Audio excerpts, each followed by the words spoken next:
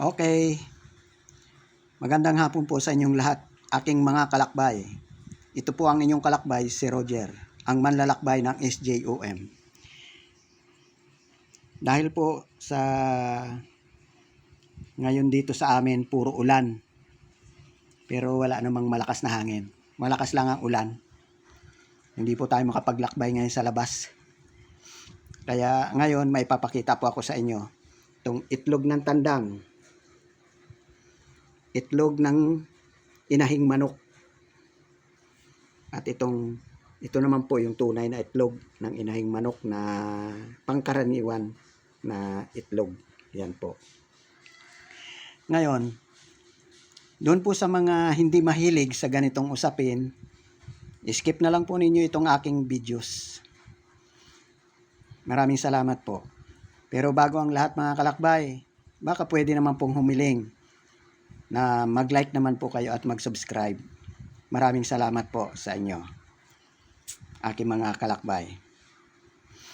Mga kalakbay, ito pong itlog ng manok na tandang. Ito. Maliit lang siya. Ito po. Doon lang po sa mga naniniwala, no? Yan, kasi laki lang halos ng daliri ko. Ako po mismo nakakuha nito. Matagal ko na nga sanang gustong ipakita ito sa inyo, kaya lang ngayon lang po ako nagkaroon ng pagkakataon. Yan po ang tunay na itlog ng tandang. Ayon po sa mga matatanda, ito pong itlog ng tandang na ito ay napakabisa na gamitin sa sabong naman, sa sabong. Puro na lang ba talaga sa sabong? Sabi ko, wala bang pwedeng swerte naman at mabisa sa larong loto? Para one time lang. Sa loto naman kako, baka pwede. Sabi ko, puro na lang kako sa sabong eh. Yan po yung itlog ng tandang. Kasi po nung minsan, nakita ko yung tandang ko, niyayaya niya yung inahin na umakyat doon sa taas para mangitlog. 'Di ba? Pangkaraniwan niya sa mga tandang eh, pag may kasama sa kulungan ng manok, niyayaya niya yung inahin. Bakit? Parang na mangitlog. Ngayon, nagsasaing ako, malapit doon sa kulungan ng manok ko. Nung ayaw pang umakyat ng inahin, bumaba ngayon yung tandang ko. Nung pagbaba, sinubukan kong salatin dahil matagal siya doon sa sa itlogan. Sinubukan kong salatin yung kanyang itlogan. Aba, biruin mong makuha ko ito. Kasi laki lang siya, halos ng daliri. Ayan tingnan nyo. Itong hindalaki. Ayan. Ayan nakuha ko ito. Matagal na po ito sa akin. Kaya lang nagtatanong-tanong ako doon sa mga matatanda kung saan gamit. Pero hindi ko naman sinasabi na mayroon ako. Mabisa raw na itong gamit doon sa may mga manok. Ibababad mo raw po ito sa tubig. Ibababad mo ng 24 oras sa tubig. At pagkatapos, kinamagahan, ito po yung lagi mong ipapainom sa manok na ipanlalaban mo. Yung pinagbabaran yung pinagbabaran nito. Pagkatapos, pag ilalaban mo na ang manok, yung tubig pa na pinagbabaran mo nito, ipapaligo mo sa kanya sa araw na yon.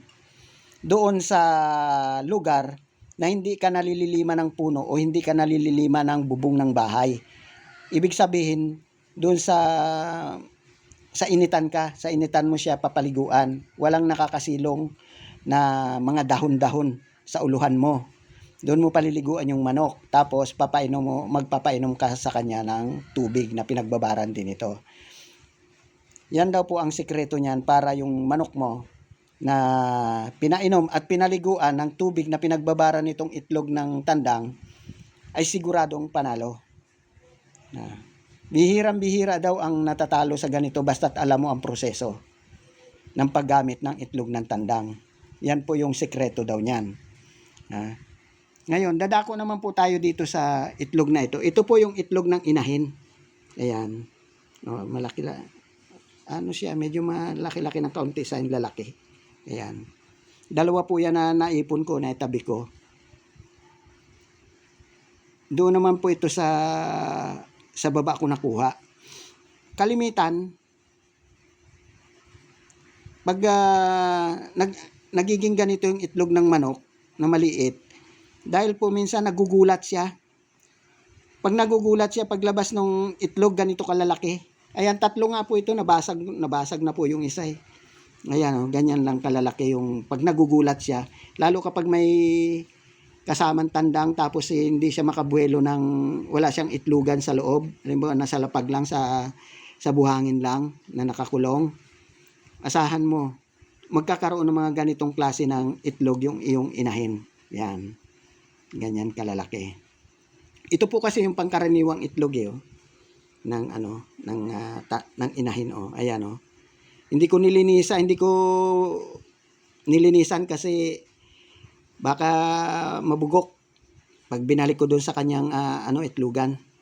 Hindi ko na nilinisan yung itlog na ito. Yan po yung pangkaraniwan oh. Tingnan nyo. Malaking dihamak, di ba? Kaya doon sa iba na nakikita ko na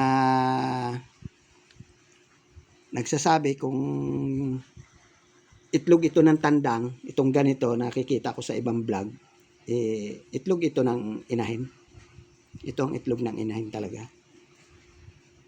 Na nagugulat. Pag mangingitlog na siya, nagugulat siya. Ganyan kalalaki yung kanyang itlog. Pero ito talaga ang itlog ng tandang. Tingnan nyo, maliit lang siya at mahaba. Oh. Ayan. Maliit na pahaba. Itlog ng tandang. Ayan.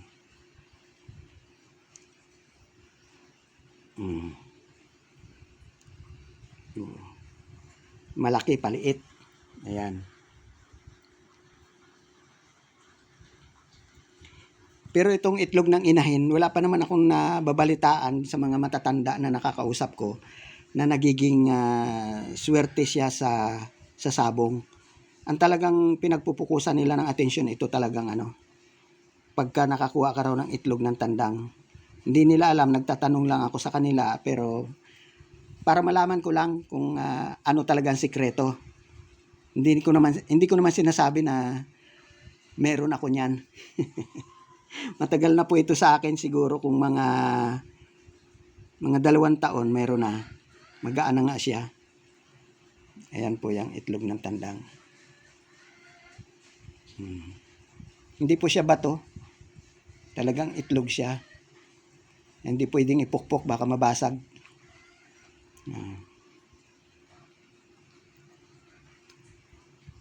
Ito natural na itlog talaga ng manok.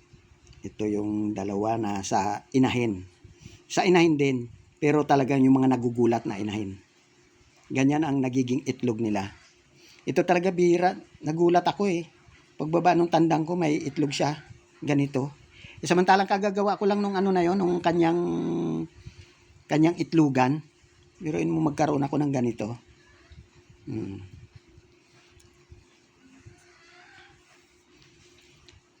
Bueno mga kalakbay, ipinakita ko lang po ito ngayon sa inyo.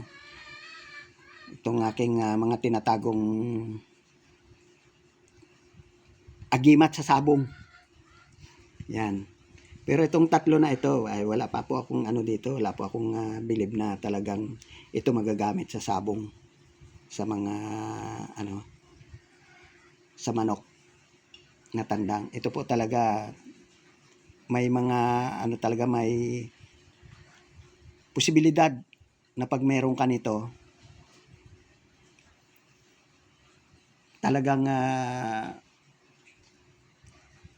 maaari kang laging panalo sa sabong dahil talagang bihirang-bihira yung